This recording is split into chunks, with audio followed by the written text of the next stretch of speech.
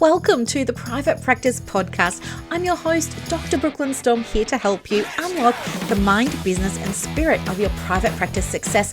So whether you're just starting out or you're looking to grow, this is the place for you if you really want to create a thriving private practice. Before we dive in, I want to share something that can really make a difference in your business. Imagine having an expert in your pocket, someone available on demand whenever you need guidance. Well, that's exactly what my new program, Practice Momentum, offers. With over 30 years of experience at your fingertips, you can now get the support you need whenever you need it. Curious? Head over to brooklynstorme.com to learn more. Welcome back to the show. Welcome. So pleased that you're here. Today we're going to talk about cancellation policies. And I'm just going to preface this by saying, if you think all your policies and documentation are boring and that you would rather spend your time in Canva or working with clients and posting on social media and everything, I absolutely understand, because that was my story too. In fact, when I first started my private practice, I gave so little attention to my policies that it ended up causing some really big headaches in my business. And I just thought, because, when I'm working with women in private practice, they're usually solo practice owners, and maybe they too just, it's not high on our radar, is it? It is pretty dry and boring. But here's the thing. Good policies make your practice more aligned, make your practice more fulfilling, help your clients get better outcomes, set the business up so that you enjoy doing the work more, get you to break even and then into profit more quickly, and get you out of hot water. And I didn't realize this. Nobody actually talks about it, right? Because I don't know, there are other private practice, coaches and leaders and things like that, but they just don't talk about this. So I'm going to, because you need to know. So, backtrack. When I started my practice, I didn't really think too much about them. I knew I needed a handful of policies. I knew I needed a consent form. I knew I needed, privacy and confidentiality. I knew I had to have cancellation, like things like that, obviously. I knew I had to have them. And I just went into the Facebook groups. I was like, hey, does anybody have, copies they're willing to share? And that was how I put my forms together, right? And I didn't give it a second thought. I just, my impression, my understanding was, well, if other psychologists are using these, because I was a psychologist at the time, they must be right, like obviously they know what they're doing. They're already in private practice. They must be right.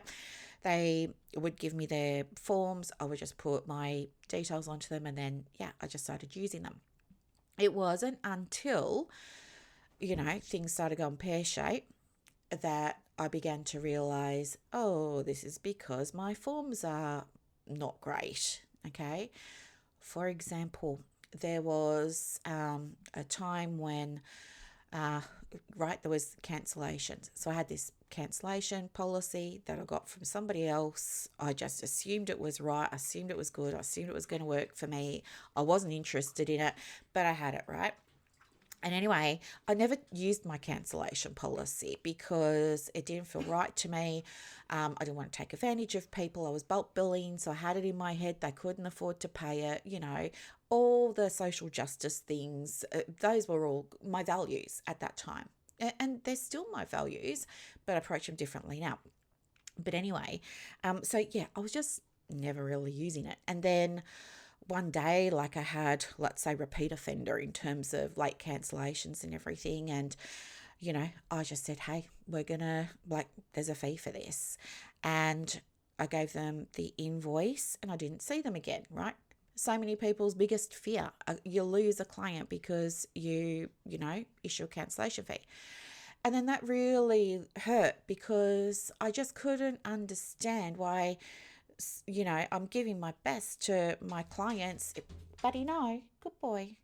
He's banging his paw on the glass window at a leaf. I was giving good work, giving good service, showing up for these clients. I wasn't charging them. Like, I was there, I was present, my heart was in it, my soul was in it. I was giving them like all the best evidence-based strategies and techniques and everything. And then when I gave them a cancellation fee, they'd missed multiple appointments and I never charge them. And now I give them one and they're like, see you later, Brooklyn. I was so hurt. And then I was afraid to use my cancellation policy. So I didn't use it again for a long time. And I just kept copying, or my business rather, just kept copying all these cancellations. And anyway, that wasn't the only thing, but I didn't have a policy either around how to raise a fee. I went into, Facebook groups and I was like, I'm thinking about raising my fee. I'm really nervous. Haven't charged one before. Don't know what to charge, blah, blah, blah. People were telling me all different kinds of advice. So I just took the advice that felt right to me at the time.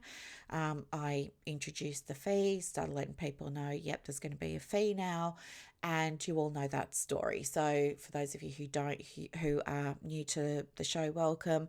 The very short version is I lost my referrers as a result of introducing a fee. So going from bulk billing to going to private fee paying for psychology sessions, and my clients would still get rebates. And, the joke of it was that I was only charging $15. So, yeah, but it all happened because I didn't know what I was doing. And the reason I didn't know what I was doing was because I assumed it wasn't hard. I assumed it was not important. I assumed it wasn't really a big deal. And I assumed that because I was getting advice in the Facebook groups and using other people's policies, that it was all just going to go okay. So when I lost my referrers and then I lost a bunch of clients, they didn't want to work with me. Now I was charging them $15. I had a lot of pushback. A tire of mine was slashed in the car park at my practice. So my practice is in Frankston. I was going to say, Frankston is on the Mornington Peninsula in the state of Victoria. If you're in Australia, get your bearings there.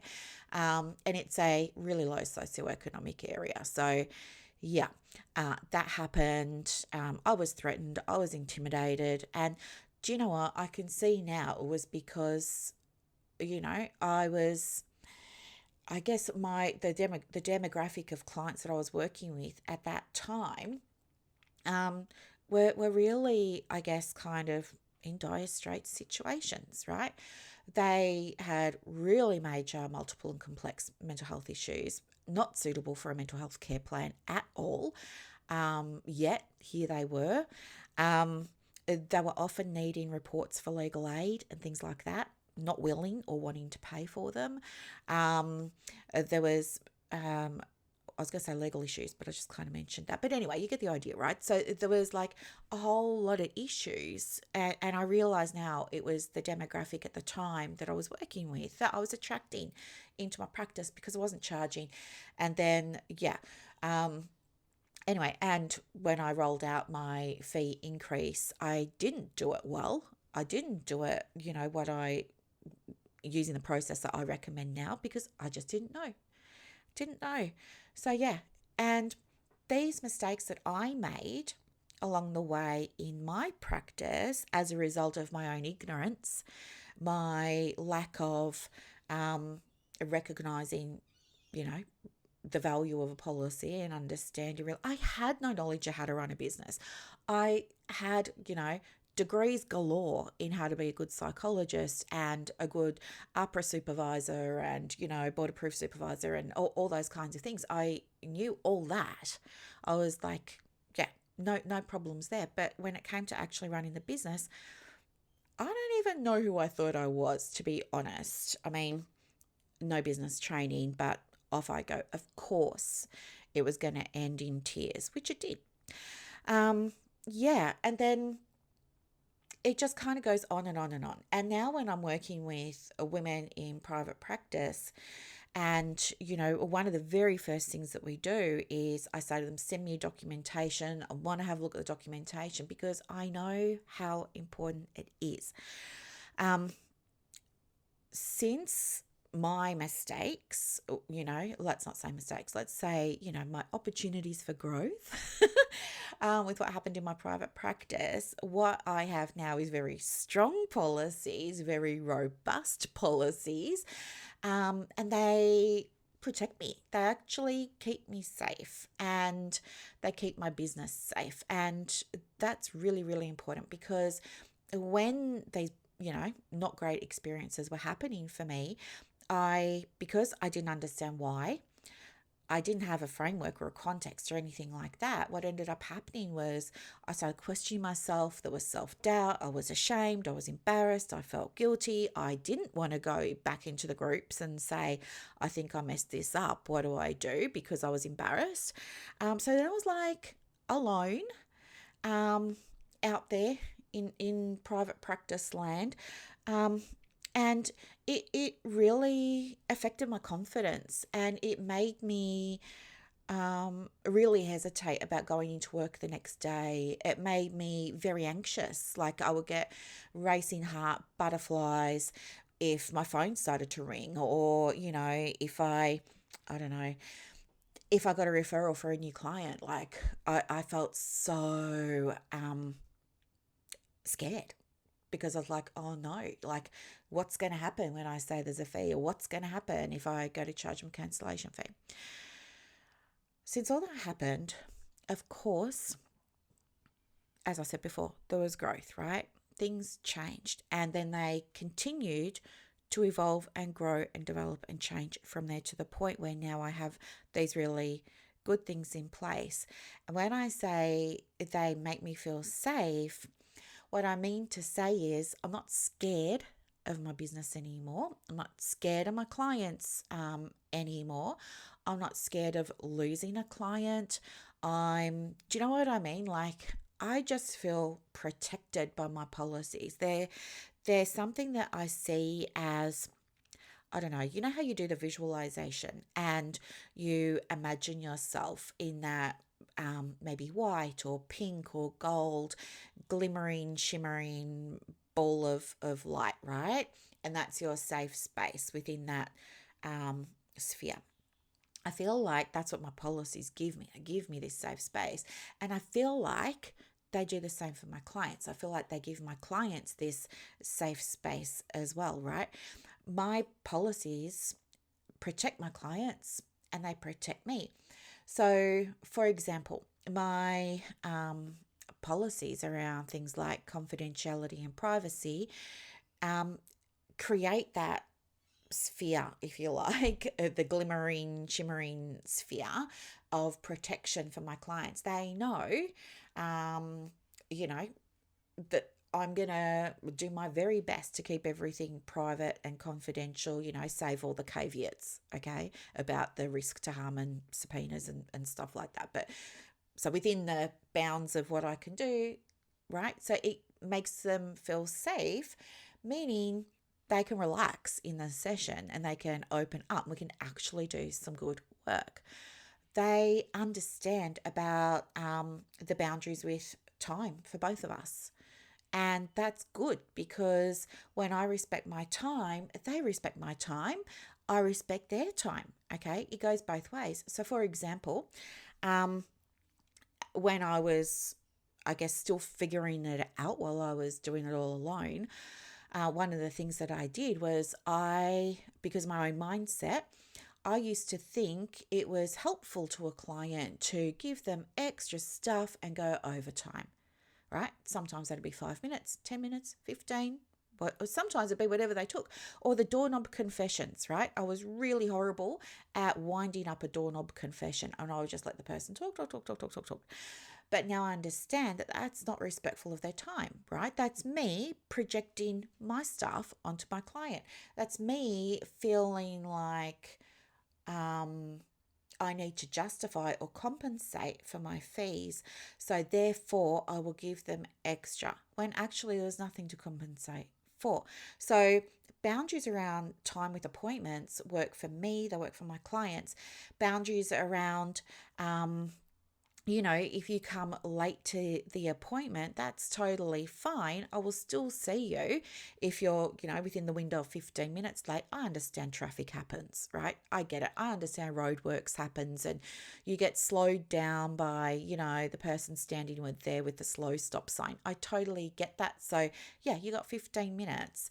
If you come late, it makes no difference to me. I'm still going to help you. I'm still going to be here, but we're still finishing at the allocated time because I've got somebody coming directly after you, right? And it's not fair on them if I'm pushing into their session, right? It just pushes back. It creates a domino effect for other people in the diary. So they understand that. And when I stick to that, they understand it. And it's the same with things around the money as well. So policies around when I expect payment, how I want the payment to come through, things around how I raise my fees, who gets the new fee, who doesn't get the new fee, when's it being introduced, how's it being introduced, things around, fees for cancelling your appointment late, and then being able to implement them, right? Again, these policies are there because they provide the container for the clients, and they provide the container for me and my business. And when you say on your website that you provide a safe space, I believe that your container is the safe space. Your boundaries are the safe space, right? If I just let Buddy do whatever he wanted, he'd probably be feral. He needed to learn you don't jump on the couch. He needed to learn you don't take food off the plate. He needed to learn you don't chew power cords, right? He needed to learn, you when you do these things, that's okay. But if you do these things, there's going to be some kind of consequence. There had to be a boundary. When I was on my spirit quest for those few years over traveling the Middle East and Europe and stuff like that, to keep myself going, one of the things that I did was I taught at schools. And, schools, for example, in the Middle East, you got a lot of kids in your class. Like I was teaching KG2, right? So these children were 2 and 3 years old. They were Arabic babies, just coming out of nappies, some of them. And if I just, as the teacher, let them do whatever they want, could you imagine the state of that classroom? Wouldn't have been very good. But by having some boundaries in place, like the classroom rules and things like that, like we don't hit each other, we don't spit out our food, like we be nice to our friends, we say hello to the teacher, like, boundaries give children that sense of safety, right? I'm not a parent, but I understand, from other mums, that boundaries are a good thing. So I think that the way I see your forms and your policies and your documentation, your procedures, is I think that these are such helpful, powerful tools, because when your clients feel safe, like they know, okay, this is the line that I can't cross. When they know that, they know the rules of the game and they can work to that, right? They get it, they understand. And when they understand the boundaries and when you show up and you implement the boundaries, they feel safe. So, for example, let's say, your 10 o'clock client came 10 minutes late for their appointment. Well, you're still going to finish at 11. Okay, you're not going to give this person an extra 10 minutes because they were 10 minutes late to make up the time, right? You're not going to let them finish at 10 past 11 because you've got a client coming at 11. So that 11 o'clock client still gets their appointment. But what you've also done is you have shown the person who came late hey, this is the boundary. You were aware of the boundary. This is me using the boundary. And then it means that next time that person comes or for their future appointments, they can feel safe knowing that if the person before them was late, it's not going to affect their session. Okay, see what I'm saying? Boundaries work. They're really, really helpful. So please understand the value of these policies is to support everybody. When it comes to cancellation policies, which is what I'm going to focus on in this episode, when it comes to cancellation policies, there are a couple of things that I've seen over the years.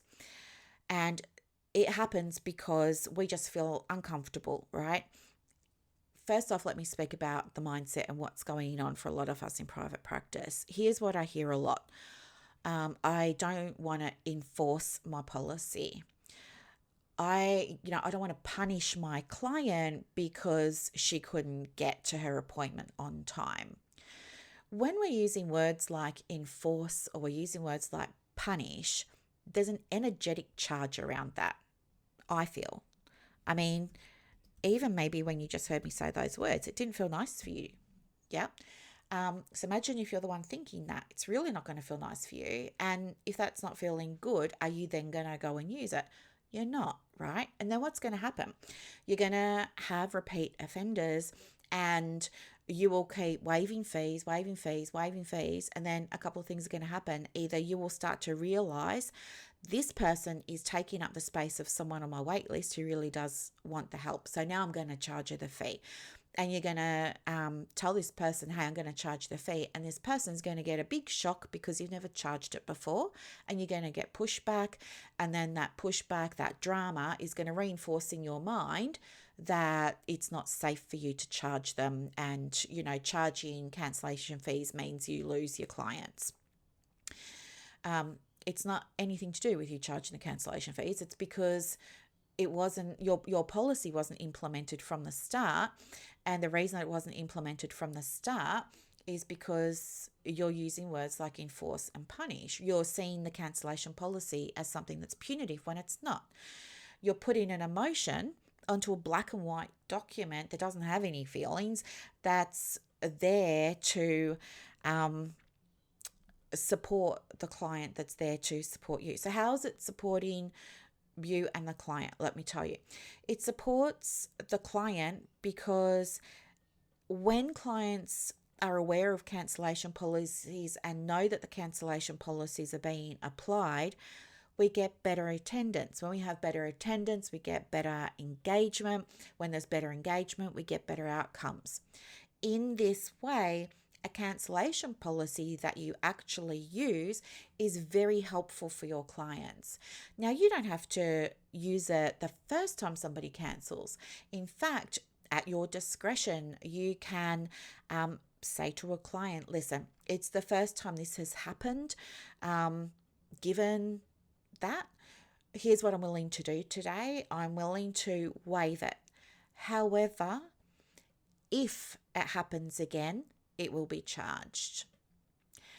So you're letting the client know that, hey, that they've dodged a bullet, so to speak, this time, but next time it's going to apply. It's allowed you to step into that space of being understanding, having compassion, having empathy, all those kinds of things. That's really good.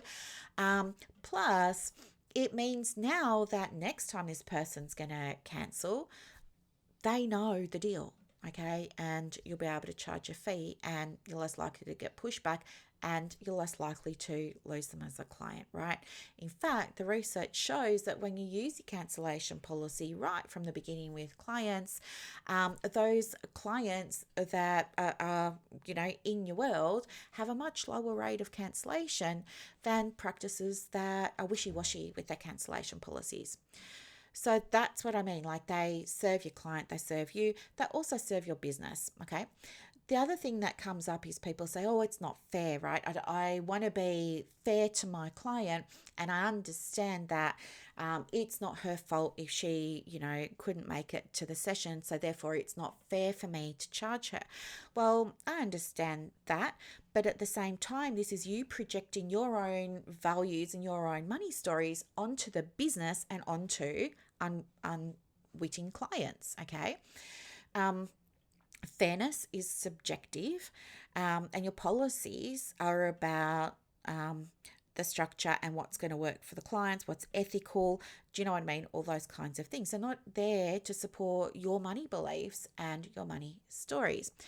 I was going to say something about the fair thing, but that's what I was going to say. If you let somebody cancel and they've cancelled a couple of times and you're not charging them, and at the same time, you've got people who want to work with you on a Thursday, but they can't get a Thursday appointment because you're booked, how fair is it on that person who does want a session, who is going to pay you, to miss out because it's cancellations? And is it fair on you or your family to miss out on being paid, right? No. So these are things we need to consider, right? There's all different sides of this equation. The other thing around fairness, sorry, there was one more thing, and again, I've just forgotten it. What was it? Oh, I don't like to take somebody's money if they didn't get anything. Well, here you're kind of having the idea that there must be an exchange, and that the exchange must be you doing something, right? And here's what I want you to know. The them not getting something is, I guess, I'm just trying to think like how to say it.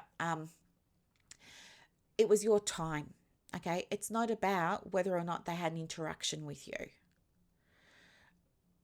It's your time. They're not paying for the interaction. They're paying for your time, okay? And as part of that, they get the interaction. They get to talk to you. They get the guidance from you, all those kinds of things. But they're paying for that time. They're paying for you from 10 to 11. They're paying for that time slot, okay? It's got nothing to do there. If you're thinking about they didn't get anything, well, they did get something. They got to reserve that time. Okay, if you were going to I don't know, let's say you're going to a fancy pants restaurant and, you cancelled your reservation at the last moment, you're still going to get charged, right? Or you're not going to get your reservation fee back. What I'm saying is you're paying, the clients are paying for you to allocate that time, okay? It's not about the interaction. Things like that. The other thing too is, you might feel perhaps like it's very altruistic and you're being a very nice, kind person by not charging. However, it's nicer and kinder to charge. And I'll tell you another reason why. The reason for that is because when you charge, it means that the business still gets the revenue that it was expecting, that it was anticipating. When that happens, it means that you get to do things like pay yourself, which feels good. Let me tell you, when your business isn't yet at a point where you're able to pay yourself, it's very different to going to work when, in your practice, when you know that you're getting paid now by the business. It's a very different experience. You show up differently, right? You might think, oh no, I'm always going to be the same. Well, I'm going to tell you, you probably won't. There's a different energy when you suddenly realize that you're getting paid. And then as you start to increase fees over the years and stuff like that, it's a different feeling again and again and again. So it means that you get to pay yourself, or if you're already paying yourself, it means that you get to do things like invest in CPD and acquire new skills. Maybe you want to do the EMDR course, right? Just for example, maybe you want to go and do that, or maybe you want to go and learn how to be a registered supervisor or board approved supervisor. You've now got the money to go and do that. It means that you can then help even more people. So by getting that cancellation fee paid, it means you get to help more people, which is what so many of you want to do, right? You're in a helping profession. The longer you go without getting paid, the longer it takes for you to be able to have that impact, to build your legacy, to help more people, okay? To do things like be able to take time off without worrying about the money, okay? Lots of reasons why charging that cancellation fee is very, very important. And then just quickly, because in exactly 9 minutes, I have a client. I just want to share something with you quickly about cancellation policies, the actual documents. When you come to create your cancellation policy, of course, you want to write one that's going to work for you and work for your practice, assuming you have cleared any unhelpful stories, limiting beliefs, blocks, fears around using it, right? Let's say all that work's been done. You're in a good place, you're ready to get it sorted. Should your policy be 24, 48 or full fee, etc., etc.? I'm going to break it down for you because, somebody asked me yesterday, can you show me the numbers, or can you talk to me about the numbers? Like, what's the difference between 24 and 48? So when I'm working with the women in Practice Momentum, I always make sure they've got a 48-hour cancellation policy. So anyway, here is why. So if you have, this is what the research says, okay? If you've got a 24-hour policy, okay, 24-hour cancellation policy, and you don't charge them a fee, on average, it can cost your practice up to $27,000 a year, right? Now, if you're wanting to do something like get help for your private practice, which is $500 a month with me when you're in Practice Momentum, and you're thinking, well, I can't afford $500 a month, I guess my question to you then is like, okay, but you can afford $27,000 a year, right? See what I'm saying? The other thing is, when you have that 24-hour cancellation policy and you're not charging, you're losing on average up to $27,000 a year. So that's the average. So there are going to be practices that lose a lot more than that.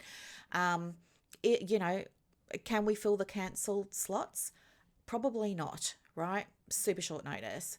Can we, apply this cancellation policy? Of course. Like, clients don't care that you've got this cancellation policy because it doesn't affect them. Then if we look at the next type of policy, 24-hour, and you're going to charge the full fee, all right?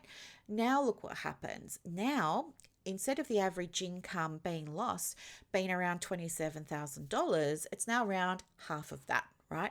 In fact, the research shows that on average, a practice reclaims over 50% of what would have been lost earnings by charging full fee on a 24-hour cancellation policy, right?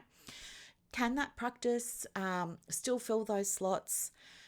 Sure, but it's still going to be really, really hard because there's just not enough time. Now, you might be thinking, well, yeah, if they cancel, in the morning and their appointment was for the afternoon, like I then have that hour where I can try and, scramble and get somebody to fill it. That's you. But what's going to happen when you call a client on your waiting list and they're like, this afternoon, I really want to see you, but I just can't. And, oh gosh, now I'm missing out again. And right, it's not enough time for your client to sort of stuff out so that she can actually come along. That's why 24-hour cancellation policies do not work. Can you apply them? Well, it kind of depends, and it's going to depend on your mindset and how you do it. The next one there is you could have a 48-hour cancellation policy and not charge, right? If you do that, your lost income on average is between $9,000 and $18,000 a year, right? So that's about a third of the loss for if you're not charging them, right? So we've recouped a lot of money.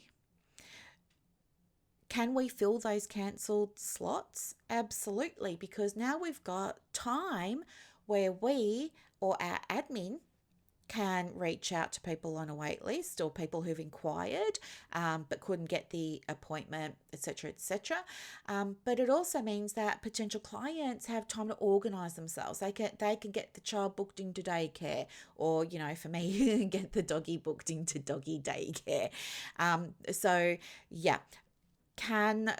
Will clients zig with this zag? Can you implement it? How's it going to go? Clients adapt. Okay. Pretty easy to introduce, right? And then the last one is if you have a 48-hour cancellation policy that's full fee, this of the 4 types of cancellation policies results in the least amount of money lost. Okay? Can you fill those cancellations? This cancellation policy has the highest potential and the highest likelihood for being able to fill those cancellation slots, because you're more likely to fill them because both parties have more time. And when it comes to the practice, this is a preference because this policy here has the highest revenue protection, right? The highest revenue protection. So yeah, if you're interested in the research and what it says about the different types of policies and how they work for your business, the research consistently says a 48-hour full fee works best for your clients. Your business helps people to refill slots or backfill slots, and makes the whole experience of therapy better for clients because they have better attendance, better engagement, get better outcomes. And who doesn't want that? So that's my little thing today on cancellation policies. And I hope that this was really, really, really, really helpful. If you struggle with mindset stuff, understand you're not alone. It happens to all of us, which is why it's such a focus point. And not only money, but also policies and understanding them and things like that in private practice momentum. And it's why my clients inside private practice momentum get the quick results that they do. Because once you can have this understanding, you sort your stuff out, we resolve the money blocks, resolve the limiting beliefs and the personal stories, then the strategy can be implemented, then the practice, boom, it just skyrockets. And you heard last time about one of my clients. She's only been with me for, I think, 90 days. And, she's hit 5 figures in her business bank account. She's got all her tax and super and everything saved in another bank account. And she's also got money in her personal bank account that's going to cover her and support her to be able to take 2 weeks off school holidays for the first time ever. Right? You can have this too. It's not hard. You just don't know how because you're probably trying to figure it out alone. But when you have somebody to help you with it, the changes can happen really, really quickly that benefit you, your clients, your business, and of course have that ripple effect then to benefiting your family, your loved ones, your community, etc., etc. So anyway, got to leave it there. If you're interested in momentum, of course, let me know. You can book a consultation, a 15-minute consultation call with me, and we can talk about it and see if it's the right next step for you. If not, I'll point you in the right direction of something that would be more suitable. But yeah, you've got another, we're in September, October, November, December, right? You've got 16 weeks until the end of the year.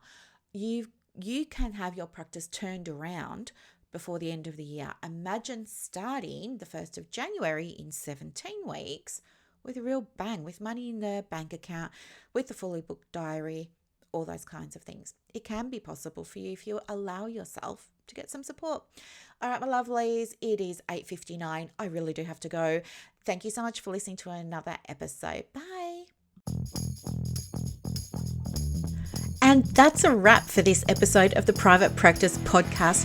So as you reflect on today's insights, imagine creating real success in your private practice without going down rabbit holes or exhausting yourself with business activities that don't move the needle. With Practice Momentum, you have push of a button help available on demand. It's like having an expert in your pocket ready to guide you whenever you need it. Visit brooklynstorme.com to discover how practice momentum can transform your approach to building a thriving practice. I'm Dr. Brooklyn Storme, and I'll see you next time as we continue exploring the mind, business, and spirit of private practice success.